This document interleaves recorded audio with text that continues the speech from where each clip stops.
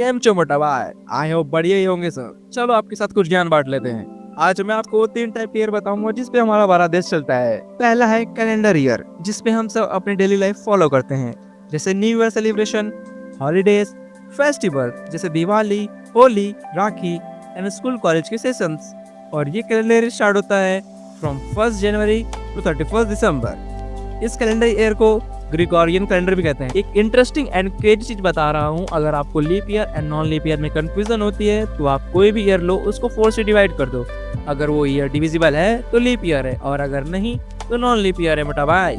एक चीज और, लीप ईयर में 366 डेज होते हैं, इट मींस फरवरी में 29 डेज होते हैं, एंड नॉन लीप ईयर में 365 डेज होते हैं, इट मींस फरवरी में 28 डेज होते हैं। समझ में आया क्या मोटा भाई? चलो आगे बढ़ते हैं। दूसरा है फाइनेंशियल ईयर, मतलब वो साल जिसमें हम इनकम अर्न करते हैं, अकाउंट्स मेंटेन करते हैं, हमारे भारत देश का बजट बनता है, एंड इनकम टैक्स, कंपनी की अकाउंटिंग एंड अदर्स, ये सभी फाइनेंशियल ईयर के साइकिल पर चलते हैं। एंड फाइनेंशियल ईयर स्टार्ट होता है फ्रॉम 1 अप्रैल टू 31 मार्च। और इसके बाद आता है असेसमेंट ईयर। शायद आप में से कोई पहली बार सुन रहा होगा, क्योंकि लोग इस ईयर का ज्यादा जिक्र नहीं करते हैं।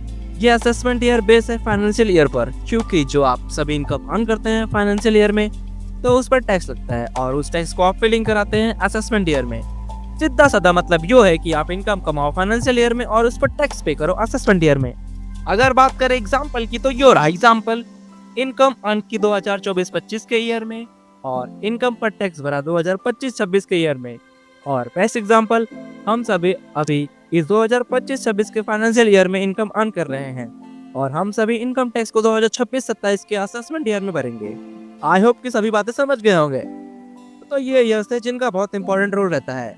तो बस मोटा भाई, आज के लिए इतना ही। अब अगला ज्ञान अगली वीडियो में।